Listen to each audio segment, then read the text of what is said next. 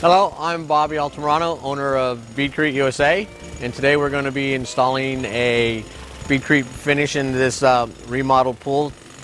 We're going ahead and chipping out the old plaster inside of this pool to get it prepared for our new Beadcrete installation. We have the jackhammers going, and a little loud, a little noisy, a little dusty, but this is the way we prefer to do them, is to go ahead and take out all the old existing plaster and put the new stuff in. Bond coats are very acceptable as long as they're all prepped and done properly. The biggest thing about our surface that you want to have done before we start putting the material over is to make sure it's clean and free of all debris on it. Okay, today we're going to be doing the color paradise. There are 9 different colors of beads that Beadcrete has. Today we'll be using 6 of them. Today we'll be using the dark green, the red, Pacific blue, aqua, clear, and white. There are 1,000-pound batches, which means it's 500 pounds of glass beads and approximately 500 pounds of cement. The approximate 500 pounds of cement that you'll be using, if you use your own types of cement, here we use Lehigh white cement, as long as it's a white Portland cement. When you mix up your 5 bags of the cement to match with your beads, you need to put in 12 pounds or approximately half a bag of the Beadcrete modifier. Available in some areas is the Beadcrete cement, which already has the modifier blended in with it, so no need for the modifier to go in. Also, Beadcrete has the different types of pigments. Today we'll be using the powdered pigment, but it's also available in liquid bottles.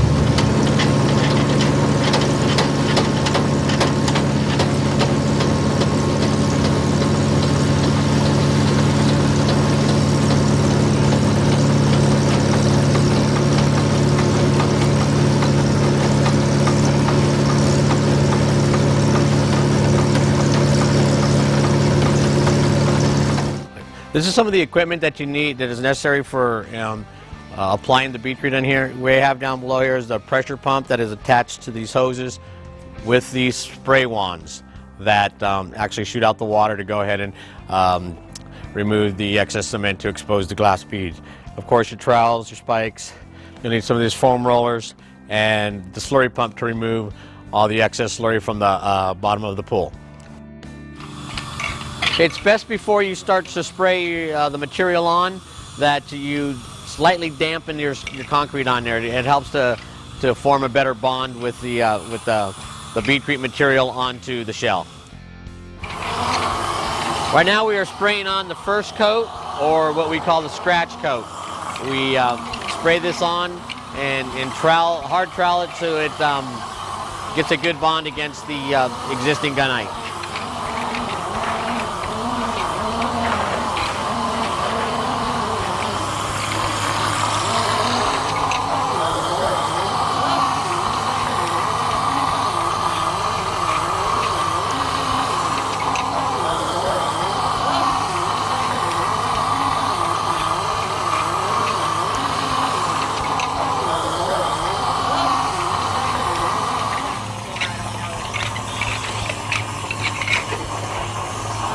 Be sure to save yourself at least 1 or 2 buckets of material.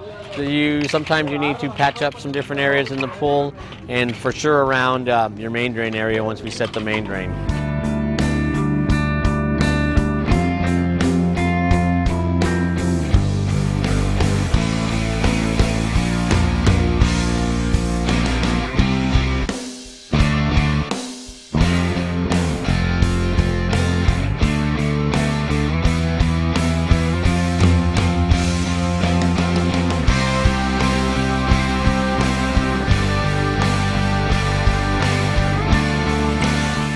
Okay, at this point you can see that the material is still fairly wet. That's part of the big key of the modifiers, to help hold everything together and to stick on the wall. But what we want to do now is actually just get it opened up a bit so we can see kind of where we're at. because the troweling that you do back and forth and up and down is actually what's going to compact your glass together. If it starts to get too hard and you wait too long to wash it, the cement gets kind of hard and it's too hard to move the glass beads back together. So you don't want to be afraid to go ahead and start to open this up, you know, at a fairly early state. Now once that you have opened it up for the first time, you want to go back over and trowel it back and forth and start moving your beads closer together and bring it back to a full cream pretty much, so that you're pulling some more of the cream out, so that the next wash that you have, you can start exposing the beads even a little bit more.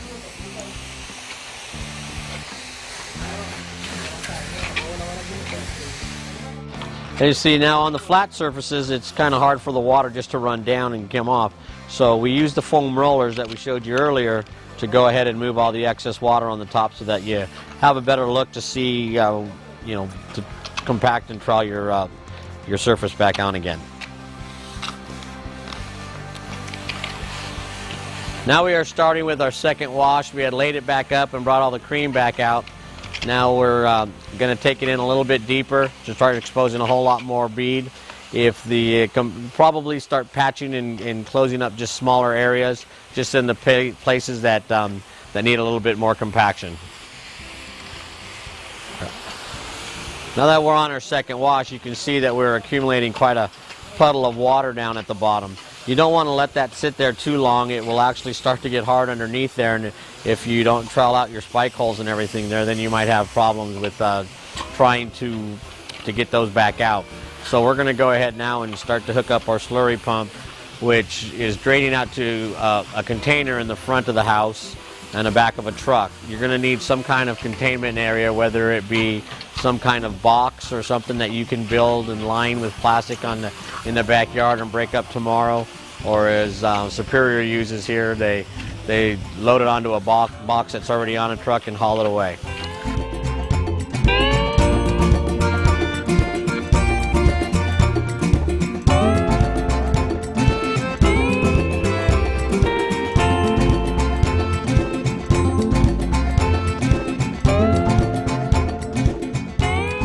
Actually, now that we've kind of given it a second wash, it's pretty much almost done over there. If you notice here, they're going to go back around and kind of just start spot checking and detailing for areas that maybe have a little bit too much cream on it that you want to expose a little more, or if the beads aren't compacted, they'll trowel them back together a little bit more, which will bring out more cream that will eventually need to be washed back off. At this point, you really want to be careful, though, that you don't overwash it. You got to keep in mind that this is just pure cement. There is no small aggregates or fines in it like you would with a pebble finish. So the glass isn't going to hold any moisture. So your cement that's in here now holding in your beads is going to shrink up, you know, probably about another 30% more than it will on a pebble. So you want to be careful that you don't overexpose these to the point of when it dries up and you come back tomorrow to do your acid wash, that the cement had shrunk up so much that you have hardly anything left there to hold the beads in place. You can see in this, I don't know if you see my finger, this area here, this is pretty much finished right here. We may go back over it and lightly trowel it just to give it a nice little set and push the bead back in. As he's rolling over here, you can see that it still has a bit of cream and color on it. So we're going to go ahead and get the wand and go ahead and touch it up and wash it again right now, as you can see.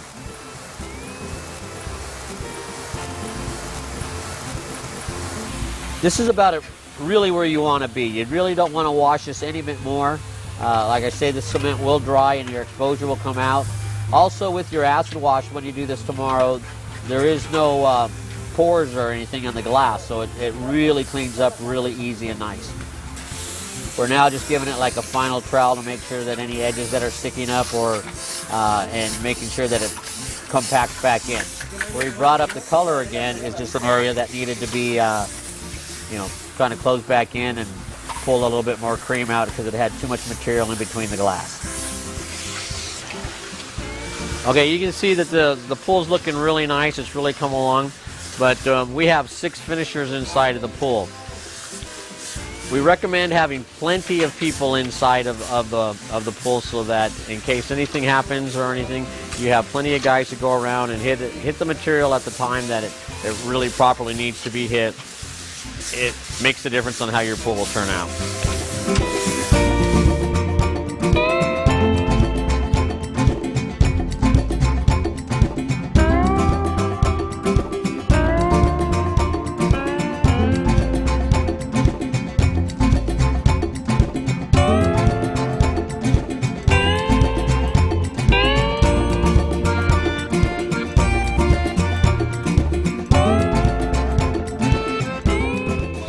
All right, now as you can see, we're pulling the pump out of the way.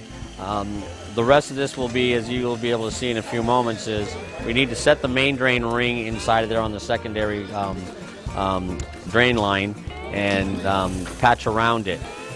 Unfortunately, we can't have the pump in there anymore, and so all the washing that you're going to be doing from here on out is going to be done with this foam roller and sponging it out. Once that gets all finished up, you can still see there's some blue areas further around it. That'll probably be touched up with a little bit more water. You don't want to leave that like that, or else, you know, that will show up as modeling there. So they will spend some more time washing those areas down and rolling it back down to the drain, sucking that water out. Over on the sunny area there, if you're wondering how they're going to get out of there, they'll be taking those shoes off. As you can see now, they're putting on their little slippers, and they'll start to walk out, usually on that cove on the sunny wall, and that's when they'll pop out of there. Okay, if you remember, this was some of the patch material that we saved from the beginning when we were pulling the gun out and putting it in the buckets. Now we'll be filling in that area there where the pump was and setting the other plaster ring inside of there so that the main drain cover can screw onto it.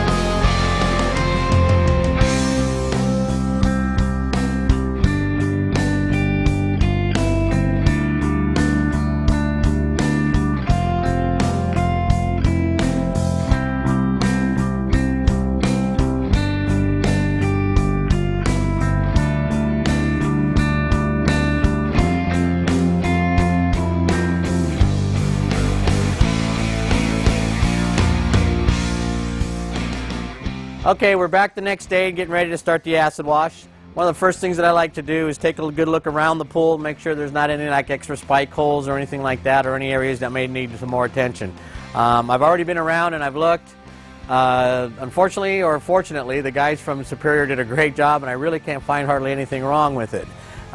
You can see where you have some of your blotchiness stuff here from your roller marks and stuff like that. That's all fine. That's all going to disappear here with the acid wash. Even with the pipe over here, you can see where the water kind of drained out a little bit. You really want to be careful and make sure that, especially on the flat surfaces, that you get all the puddles of water.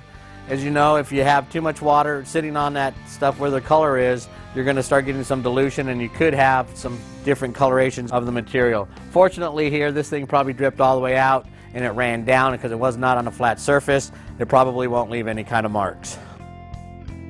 Okay, this area right here is what I consider like perfect. This is about the exposure that you want to have before the acid wash. Right here you can see there's still, the compaction's very, very good, but you can also see that there's still a lot of cement around there to hold that in. So when we eat a little bit of away with the acid, it's going to look beautiful and still have enough to go ahead and hold everything in. Okay. All right, and this is an area which I consider to be not so good. You can see that these beads are sticking out a little bit, and we do have a little bit of overwash. The cement really shrunk up over the night, and you can really see that these things are sticking out. So what you want to do here is kind of be aware of these areas, be a little bit more cautious about when you're doing your acid wash.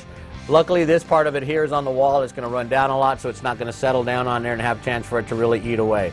But this is where you, although we do have these problems, it's all done by hand and it comes out. This is what you don't want to have see. You don't need to see all the glass when you're finishing the job, because we'll show you in a minute where we were when we put the acid, how much it'll bring the exposure back out.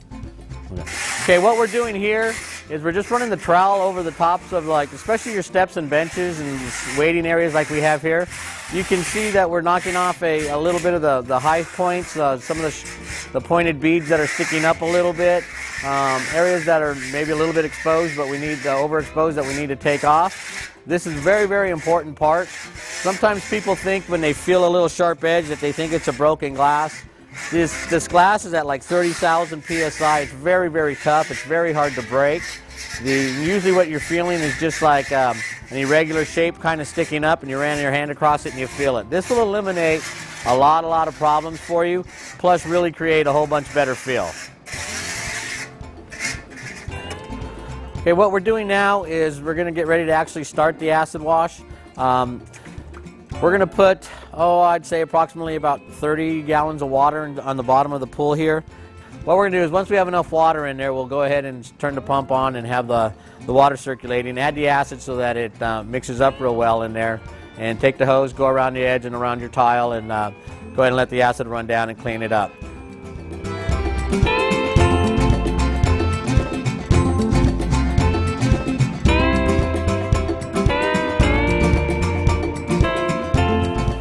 Okay, what you want to do if you're going to use this type of method for going ahead and doing your acid washes is go ahead and do all of your floor first.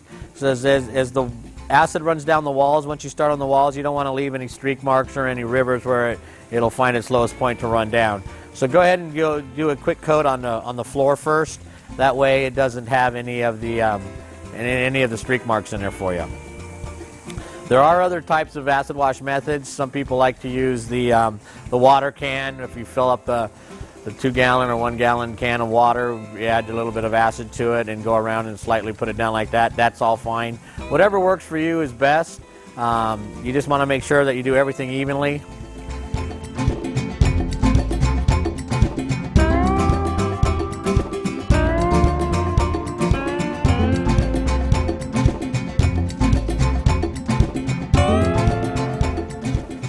You want to be careful on your steps and benches and stuff like this too.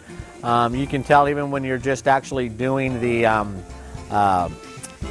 your water wanding that the acid will find its spot and run a river down there, and if it stays on there too long, it'll start eating away at it.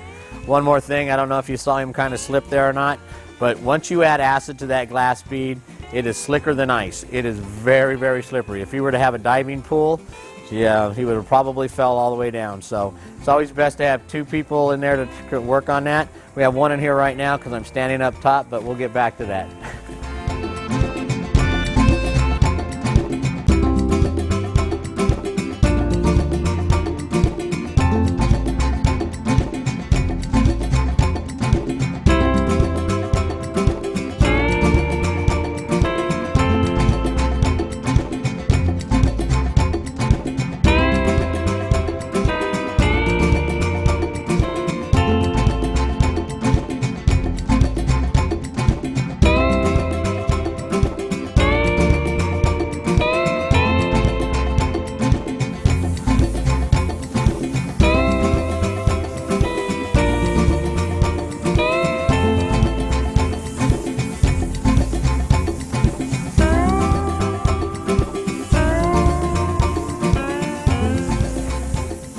Make sure that once you get everything set back up and you get your hose into a place where you need to dump it. Luckily we got a spot out front, that sewer line that we can clean out to.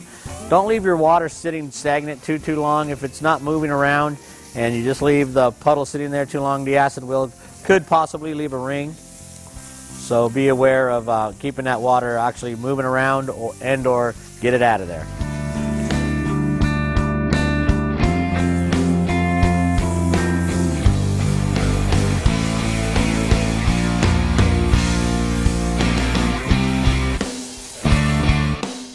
Okay, we have a little area, even though it's really not bad, but this is a little area that's maybe a little bit underexposed compared to the rest of the pool. So what we're going to do is we're actually going to wet it down a little bit. We're going to put some straight acid on it. You don't have to be afraid of that, but you don't want to let it sit there too long. We got to have your hose ready to go and everything, but we're going to go ahead and put a little straight acid on it, maybe give it a little scrub, and rinse it back down, and it should be matching up with the rest of it just perfect.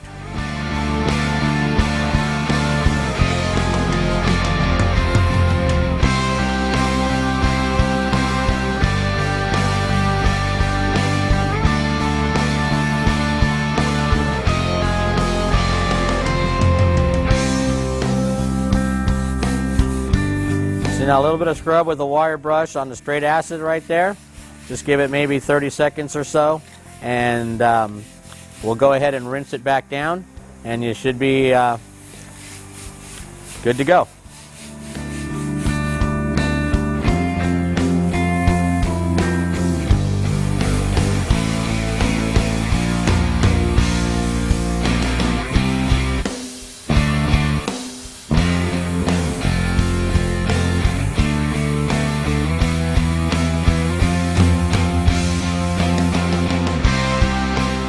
Okay, we just installed our Aquastar drain covers, and we're starting to fill up the pool with water, and there you have it.